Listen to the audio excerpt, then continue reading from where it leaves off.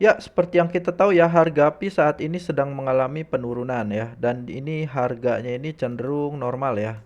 Nggak terlalu turun banget, nggak terlalu naik banget ya. Ini harganya masih cenderung stabil ya, di angka 1,49 dolar. Nah, ini dalam waktu dekat kemungkinan akan naik ke 1,5 ya. Dan sudah terjadi peningkatan sekitar 2% ya. Nah, di samping ini, ternyata ya kalau kita lihat di sini ya, supply P ini terus berkurang ya. Dari yang tadinya 7 miliar ya, ini jadi 6,9 miliar ya. Nah, di sini kita tahu ya bahwa saat ini core team ya, kemungkinan sedang berusaha untuk menjaga stabilitas harga dari P Network ya, agar tidak terjadi penurunan secara besar-besaran. Oleh karena itu, banyak di sini ya dari koin-koin ini yang mungkin di burn ya, dibakar biar supply-nya ini nggak over ya, nggak terlalu banyak ya yang beredar ya. Nah, di sini sebelumnya dari 7 miliar ini cuma jadi 6,9 miliar ya. Nah, ini juga ya turun menjadi 10,7 ya. Supply total supply-nya yang sedang beredar ya. Ini banyak mengalami penurunan ya dari eh, koin yang sedang beredar. Nah, ini sebenarnya sinyal positif ya bahwa saat ini core team ini sedang melakukan bersih-bersih beberapa pi yang emang disinyalir nggak aktif gitu atau yang nggak lolos KYC ya. Nah, kita lihat di sini ya. Ini banyak banget berita tentang kayak gini ya. Mnemons rolling Windows is activated ya. Di sini juga ada for trade and penalties ya. Nah, di sini saya bakal jelasin ya. Kalau kita kembali ke white paper dari Pi Network ya, di sini udah dijelasin ya. Pi memiliki kebijakan ketat satu akun per orang. Ini memerlukan tingkat akurasi yang tinggi untuk memastikan bahwa anggota dalam jaringan adalah manusia asli ya. Mencegah individu menimbun pi secara tidak adil dengan membuat akun palsu. Hasil KYC pioner tidak hanya tergantung pada verifikasi identitas, tetapi juga pencocokan nama mereka dengan akun Pi dan menyaring terhadap daftar sanksi pemerintah. KYC dengan demikian membantu memastikan kemanusiaan sejati jaringan ya. Kepatuhan terhadap aturan anti pencucian uang. Seperti yang dikomunikasikan saat pendirian jaringan untuk memastikan kemanusiaan sejati, akun Pi palsu dan penambangan skrip dilarang keras ya. Akun-akun ini akan dinonaktifkan ya. Ingat, akun-akun ini akan dinonaktifkan dan tidak dapat bermigrasi ke mainnet ya. Tidak dapat bermigrasi ke mainnet selama 3 tahun terakhir. Beberapa mekanisme teknis telah diterapkan untuk mengidentifikasi bot dan akun palsu. Untuk akun yang diidentifikasi sangat mungkin palsu oleh algoritma Pi, bobotnya akan akun-akun ini untuk membuktikan sebaliknya. Jadi intinya akun-akun palsu yang diidentifikasi ini akan dinonaktifkan ya, atau melalui proses peninjauan dan dibandingkan jauh lebih ketat ya. Jadi di sini di white paper Pi Network sudah dibilang ya, ini suatu saat nanti ya, ini bakal core team ini bakal melakukan bersih-bersih akun-akun yang terindikasi curang ya. Atau misalnya contohnya gini, kalian punya 5 HP. Nah, 5 HP itu kalian tambang semuanya ya. Nah, itu untuk menyaring akun asli yang palsu itulah KYC diperlukan ya. Jadi kalau akun-akun yang nggak KYC, nggak lolos KYC itu kemungkinan ya, kemungkinan ini akan dibakar ya atau tidak bisa dicairkan ya. Di sini kalau tulis ini tulisannya forfeit and penalties yang artinya hangus dan denda ya. Nah, oleh sebab itu, itulah sebabnya kenapa saat ini belakangan ini supply dari koin Pi ini dia terus berkurang. Nah, itu bagus sebenarnya agar apa? Di sini ya harga Pi ini menjadi lebih stabil daripada supply-nya itu terlalu banyak ya. Nah, di sini sudah mulai ada beberapa akun ya yang muncul seperti ini ya. For months rolling Windows is activated ya. Nah, di sini dia ngasih tahu ya bahwa dalam 6 terakhir ya, kalau kalau lu nggak lolos KYC, lu nggak bakal bisa cairin koinnya gitu ya. Jadi seperti yang kita tahu ya, Pi ini mengalami 3 fase KYC ya, yang sebelumnya ini masa perpanjangan sebelum akhir 31 Desember 2024 ya. Nah, selanjutnya kan diperpanjang lagi tuh ya, sampai akhir Februari 2025. Nah, saat ini sedang kemarin itu memasuki masa grace period ya, di mana 14 Maret 2025 ya, dan itu udah lewat. Akhirnya muncul notifikasi seperti ini. Nah, ini maksudnya apa? Jadi ada 3 fase ya. Ketika kita fase migrasinya itu sukses sebelum waktu eh, grace period, itu kita bisa menerima full rewards ya. Contohnya kayak gini ya. Jadi kayak gini contoh ya. Ini yang orang-orang yang menerima full reward ya, yang bisa migrasi ke mainnet tanpa ada masalah kayak gini ya. Nah, selanjutnya ini ada fase late migration, di mana orang-orang ya yang sudah lewat masa dari KYC ya. Dari masa tenggang KYC itu dia telat gitu. Telat ya. Telat tapi masih bisa dicairkan. Yang bisa dicairkan itu cuman penambangan yang dilakukan 6 bulan terakhir ya, sebelum migrasi ya. Jadi penambangan kalian selama bertahun-tahun itu bisa jadi hangus ya, dan hanya bisa diklaim penambangan hasil dari 6 bulan sebelum migrasi aja ya. Jadi itu buat yang telat migrasi ya. Nah, buat yang nggak migrasi sama sekali itu bakal kemungkinan ada apa ya, saldonya itu hangus, nggak bisa dicairin sama sekali. Nah, itulah sebabnya kenapa supply token yang beredar ini semakin menipis. Karena apa? Core team sedang melakukan pembersihan ya.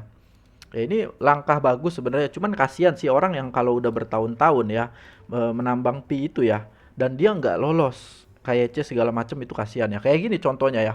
Di sini ya, akun ini yang belum diverifikasi 41 pi ya, dan dia nggak bisa dimigrasi, semuanya masuk ke forfeited and penalties ya, yang dimana ini akhirnya artinya ya, koin dia ini, koin pi mereka ini ya, di 10.000 koin ini itu nggak bisa dicairin ya. Ada beberapa faktor. Yang pertama, kemungkinan itu nggak lulus KYC, atau KYC-nya tuh gagal gitu atau gimana ya. Intinya nggak lulus KYC. Yang kedua, kemungkinan akun ini disinyalir seperti yang tadi dibilang nih ya, akun palsu ya. Menimbun fee secara tidak adil dengan membuat akun palsu. Jadi ada dua kemungkinan akun ya, saldonya ini masuk forfeited and penalties. Yang pertama nggak lolos KYC sampai hingga saat ini. Yang kedua, kemungkinan ini akun palsu dengan menimbun secara tidak adil ya. Ini dia nggak bisa dicairin kalau udah di sini ya. Nah, di sini kita kalau misalnya lihat di sini ada keterangannya ya. Jadi ini dia kenapa? Jadi dia saldo dia ini hangus dan denda ini kenapa? Ya di sini dia akan kasih tahu keterangannya ya. Missed grace periode deadline. Jadi dia ketinggalan periode grace-nya ya, atau melewati masa grace period ya, dan belum melakukan KYC hingga akhirnya saldonya hangus ya. Nah, selanjutnya di sini ya, ada juga forfeit di sini ya, keterangan dia 52 pi ya, masuk ke forfeit ya. Yang ini dia ngasih tahu ya, kalau dia ini belum menyelesaikan proses KYC secara lengkap ya, dan ini kena penalti. Jadi ini ada penaltinya karena dia nggak melakukan KYC hingga saat ini gitu. Nah, di sini akun yang kena penalti juga ya tuh. Jadi migrasi enggak, kena penalti iya ya. Lu bayangin kalau 6 tahun berturut-turut dan akhirnya lu akunnya itu hangus, dan kalau enggak kena denda gitu. Wah, itu kacau ya. Nah, jadi akun-akun yang enggak, akun-akun normal, akun-akun yang sehat, akun-akun yang enggak kena denda dan juga hangus, itu penampilannya begini ya. Jadi ini artinya ya, kalau begini artinya itu berarti early migration ya, atau full reward ya. Semua reward dari yang dimigrasikan itu bisa dicairkan ya. Ya, ini seperti ini ya. Nah, dan kemarin juga ada yang bilang ya transfer balance-nya ini hilang ya. Tapi setelah dipantau hari ini banyak ya, transferable balance-nya ini udah kembali normal ya, kembali ada saldonya di sini. Nah, di sini terpantau ya bahwa lelang domain P ini sedang ramai ya di sini, terutama kayak Samsung, Amazon, Tesla, Alibaba ya, ini banyak bid yang tinggi ya di sini sampai 30.000 P segala macem ya. Ini sedang berlangsung dan sedang ramai ya. Nah, di sini kita tahu ya saat ini eh, P-Domain ini merupakan utility yang nyata diberikan oleh core team saat ini ya. Nah, P-Network saat ini melakukan eh, auction P ya, domain P, dan ini sebuah kemajuan ya. Di saat core team ini sedang ngeburn P untuk meminimalisir apa supply token ya seperti ini ya. Jadi intinya gini ya, saat ini core team ini sedang melakukan pembersihan ya. Nah, ini efeknya apa? Efeknya koin yang beredar ini semakin sedikit dan ini membuat sentimen positif di para investor ya, dan harga ini yang membuat mungkin saat ini harga P ini nggak terlalu jatuhnya itu parah banget ya, dan cenderung stabil ya.